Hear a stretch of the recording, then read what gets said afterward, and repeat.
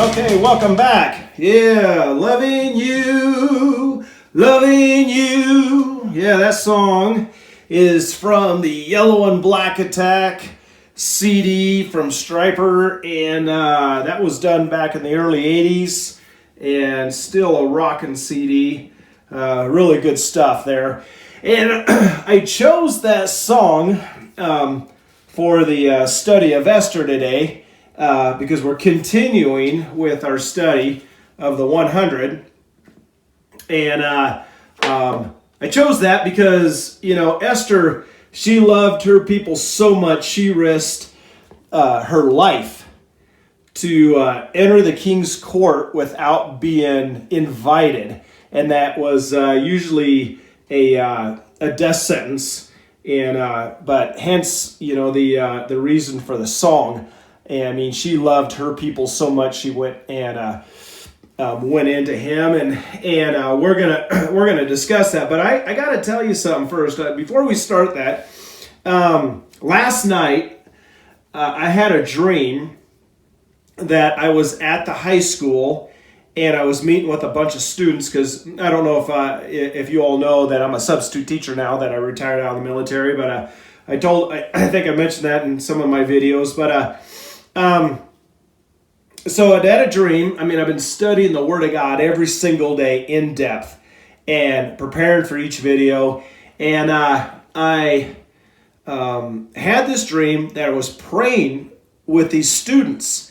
And we actually, when we'd go into the room, we would actually do the symbolic thing of taking off our shoes because we were standing on holy ground. This was amazing.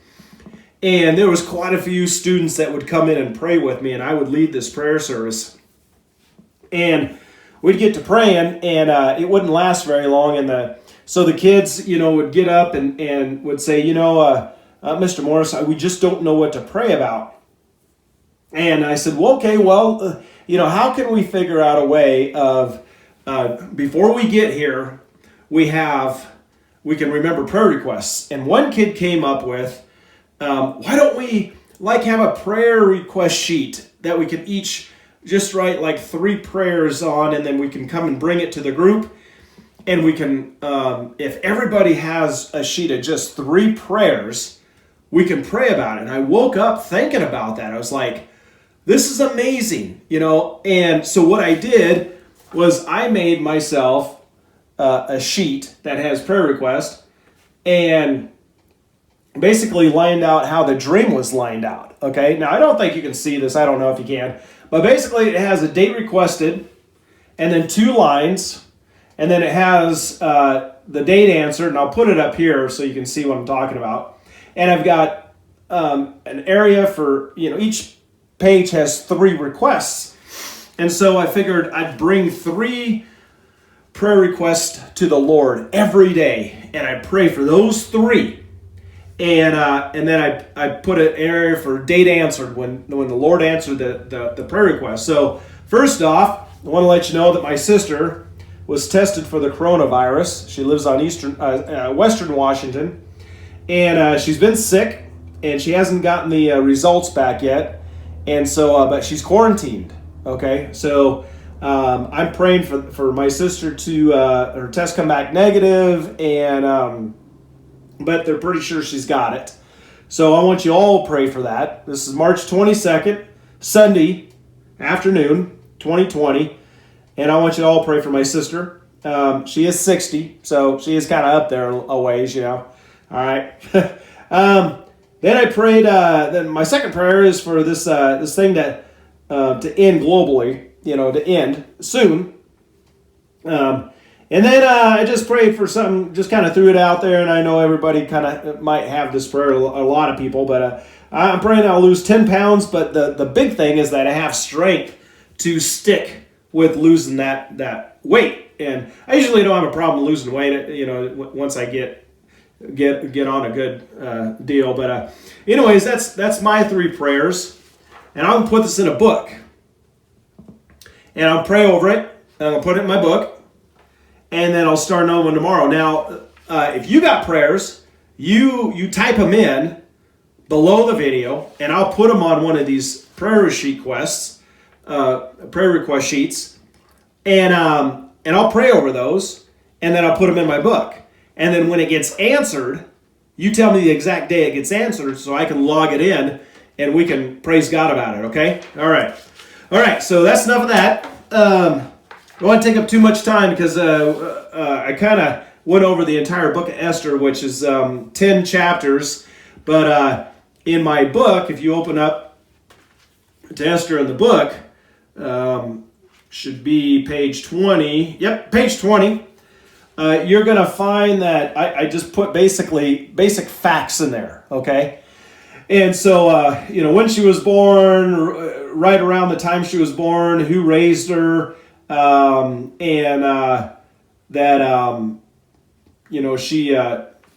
she became queen and stuff like that. But I didn't really go deep into the storyline because my book was designed for you to get a hard facts of each character, and then it was designed for you to do the studying, okay? And so, but these videos are designed for us to go through it together, all right? So I didn't mean to go through the whole book, but kind of did here, but we'll kind of go through it quickly, and then you can go back and do those deep studies, because I'm still not going to give you all the answers, okay? All right. So, facts. Let's first go into those, and talk, and then we'll go into the story. So the name Esther was the name given to her by her non-Jews, which is this in the Hebrew. Okay. Now the Greek word is this, which means star, S-T-A-R, and it also could have come from the from Near Eastern goddess Istar. Okay. And but if you look in Esther chapter 2 verse 7, you'll find that her name is actually her birth name is actually Hadasha, okay, and which is this is the Hebrew name for Hadas, meaning myrtle tree, okay. Which is a sweet-smelling, bitter-tasting. It smells good, but you wouldn't want to eat it, okay? And sometimes a symbol for righteousness, okay? Awesome stuff. Let's read Esther chapter 2, verse 7. And Mordecai, should be up here, had brought up Hadasha, that is Esther, his uncle's daughter, for she had neither father nor mother.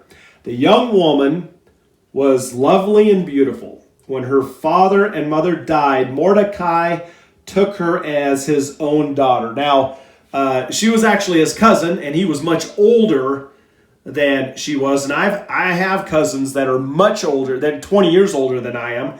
And so I get this. I get how this actually happened. So, I mean, in fact, if my mom and dad would have died and my sister was too young to take care of my brother and I, we would have went to live with one of her older cousins.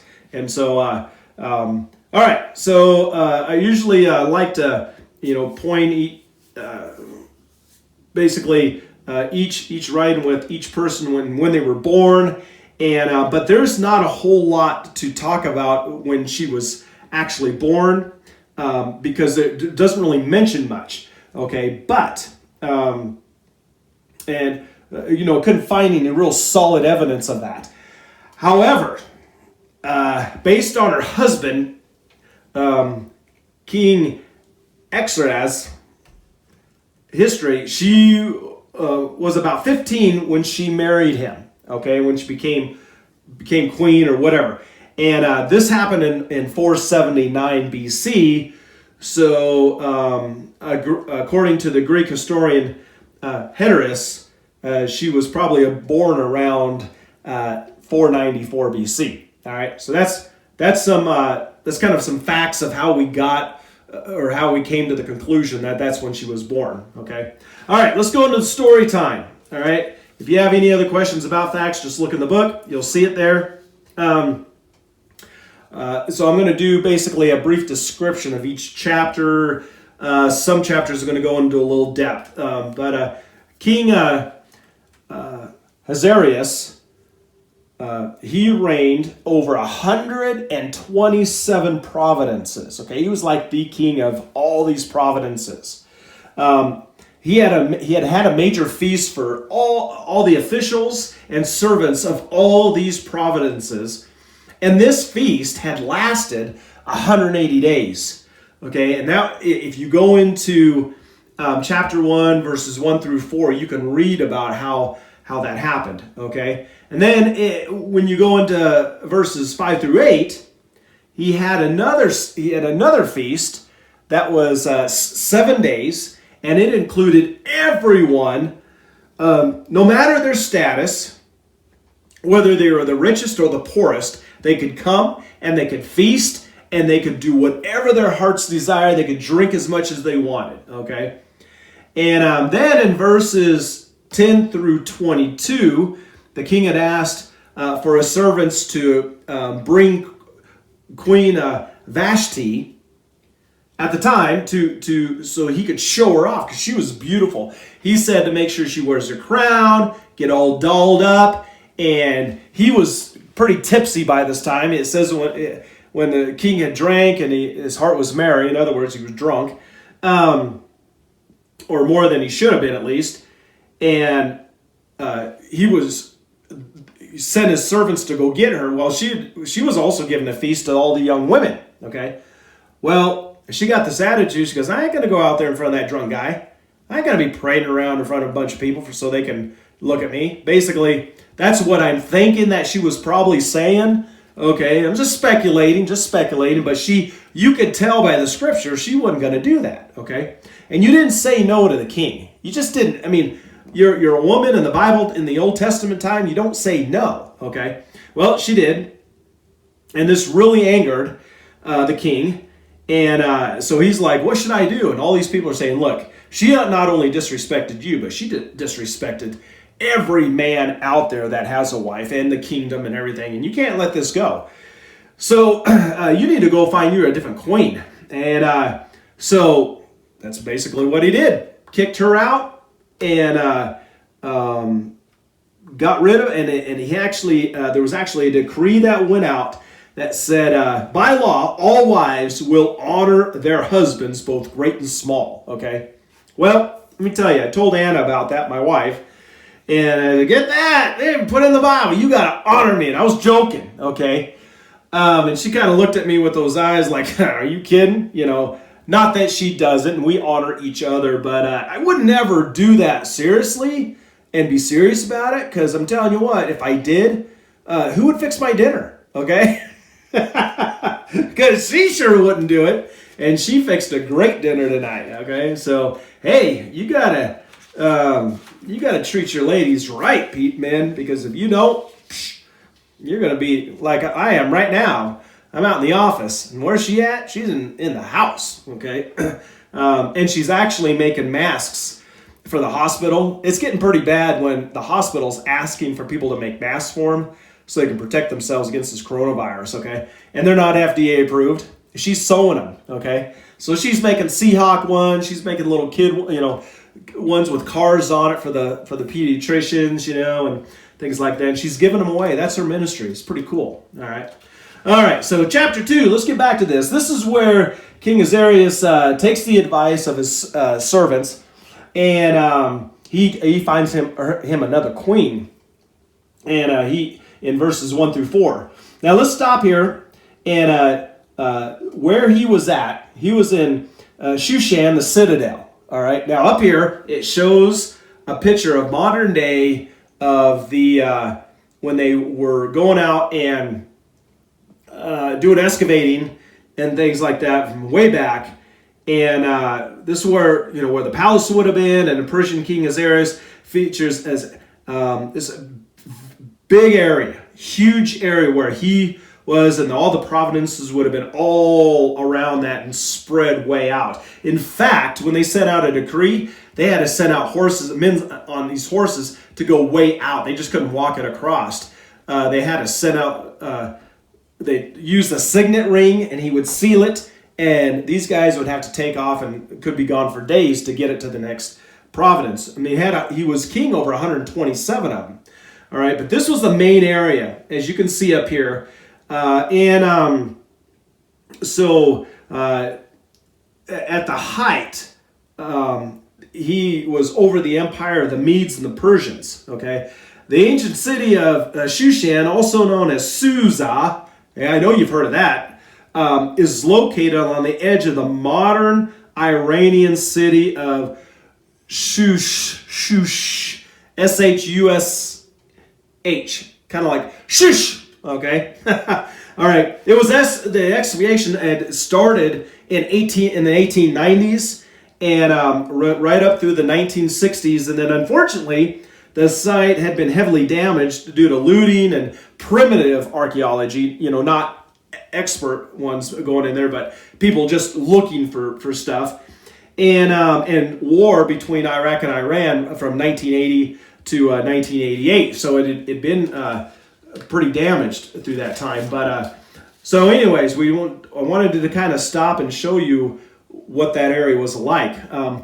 So let's move on. Verses 5 through 9. Many young virgins were taken from their areas. And if you watch any of my other videos, the word taken, which would have meant to be beyond their control or without their permission or against their will. They were brought to the king, and they were wine and dine. They were taken care of, but they were taken out of their homes from all these providences to be brought to the king so he could check them out. All right. But the thing is, this wasn't a 1 or 2 day thing, okay, as we're going to find out. And Esther had been included in this, okay? She was a young girl, all right? Now, verse 10, Esther never mentioned anything about her being a Jew because Mordecai told her not to, okay? Verse 11 talks about how Mordecai would go in daily up to the gate of the city and check on her and inquire about how her welfare, her well-being was. Verse 12 speaks about each woman had to go through 12 months of preparation according to the regulations for women. Okay, so this is the part where, like I said before, it wasn't a 1 or 2 day deal. They were there for a year, some of them. Okay, and this is how it was broken down. 6 months they had been anointed with oil and myrrh.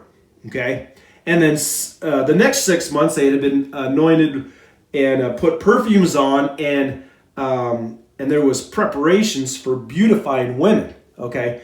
Well, you'll see here in a little bit that she had gone in the 10th month, so hadn't really, she probably had fulfilled the 12 months, but the Bible talks about 10th month.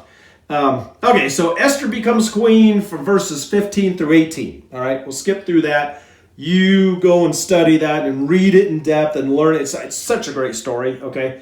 All right, so let's jump to verses 19 through 23. Mordecai is outside the city gate, and he's walking along, and he sees these two eunuchs that are eunuchs of the king himself, and they're plotting to kill him. Well, Mordecai goes and tells Esther. By this time, Esther is really good with the king. He loves what he sees. He wants her as his queen. She becomes queen through 15 through 18, and she tells the king, and he brings them in and has them both hanged. Okay? Remember that Malachi is the one that saved the king's life. All right? Chapter 3, Haman is one of the king's appointed. He's he's been promoted up to his second, I think by this time. All right, and Haman goes to the king, tells the king that the Jews are not following the laws. They're not following the way the king wants things done, and that the king should come up with a decree to destroy them and wipe them all out. So the king agrees. Hey, they ain't gonna follow what we just gotta get rid of them. It was kind of like exterminating a group of people that weren't going to follow the laws of King Asterius, but only the laws of God. And everybody else in all the 127 provinces were following what the king wanted. So, hey, you get those out of there, and everybody will be following on the same sheet of music, basically. All right.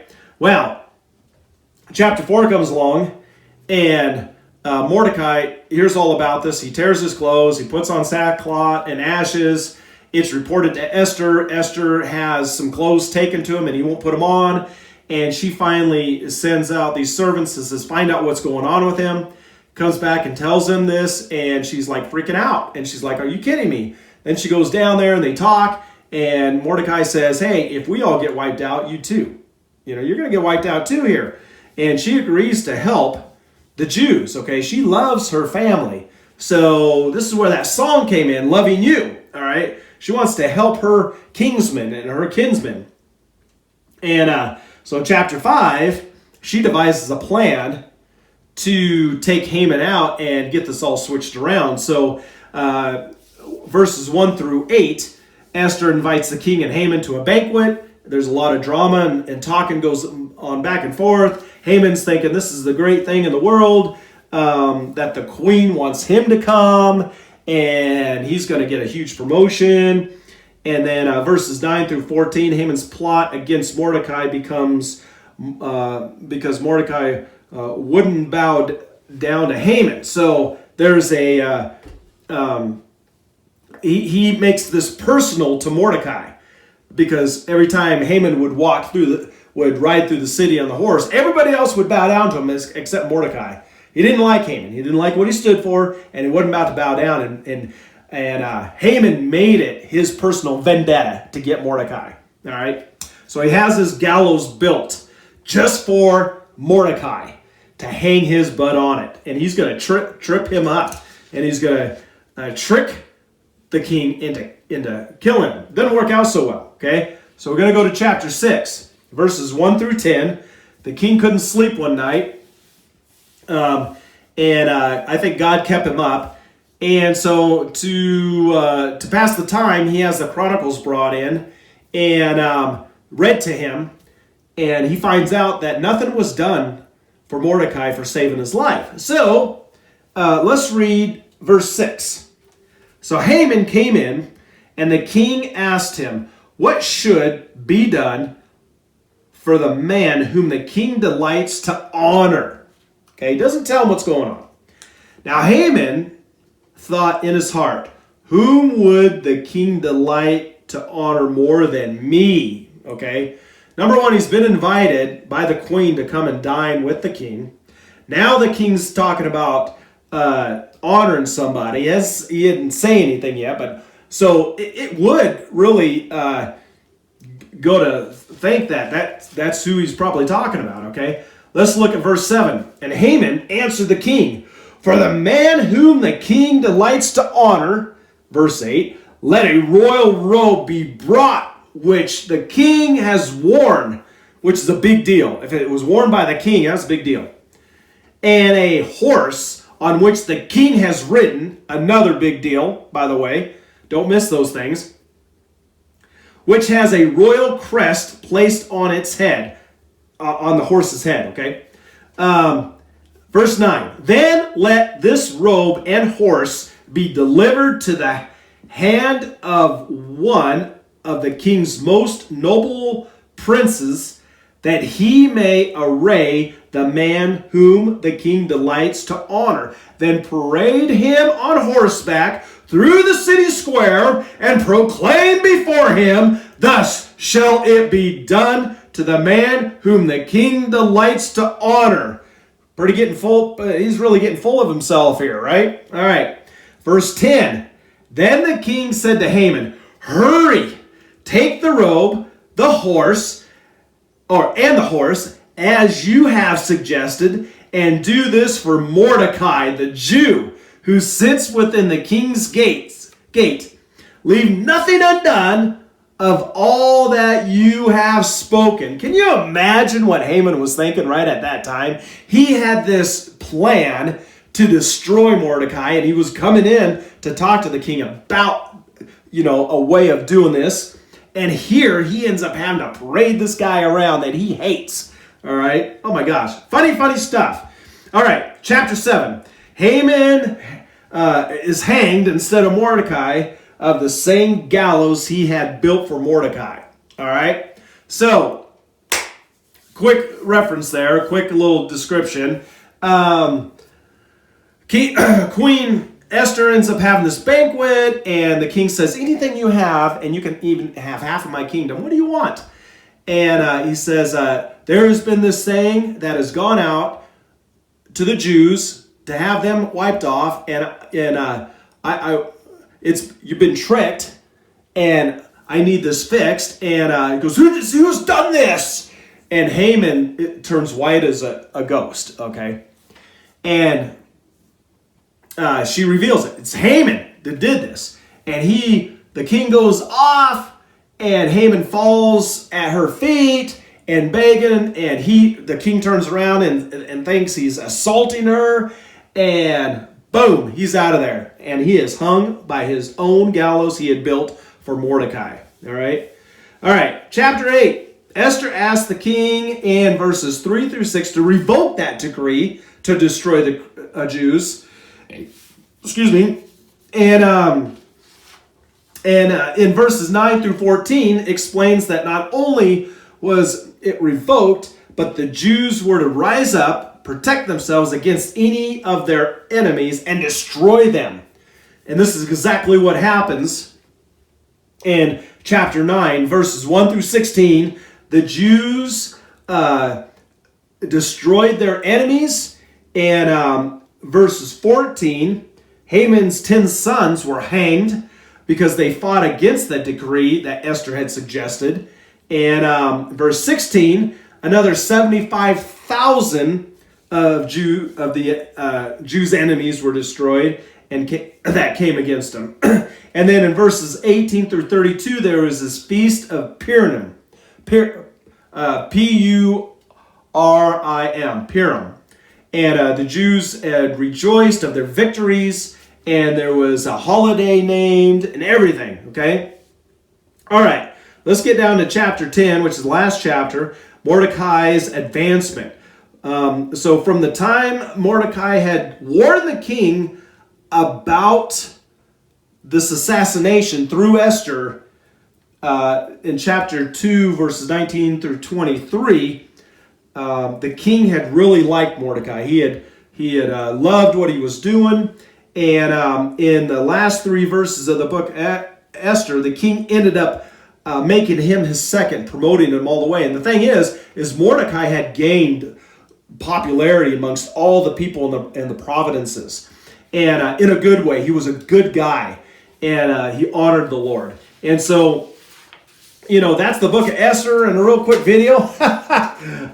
It's an over brief. I wouldn't do that normally, but everything in that book was awesome. I just enjoyed studying it and finding little things that made big deal, like the king's robe that the king had worn, the horse that the king had rode. Those are big things. It wasn't just a robe and a horse, somebody else's. It was the king's stuff. So if the king wore it, that's a big deal, all right? And those are the things I like to dig deep into, okay? So I'm telling you what, I'm going to have a lot of fun with these videos. I hope you're enjoying them, and I hope you continue to watch as we study the 100 from Aaron to Zacharias. Have a great day and rock on!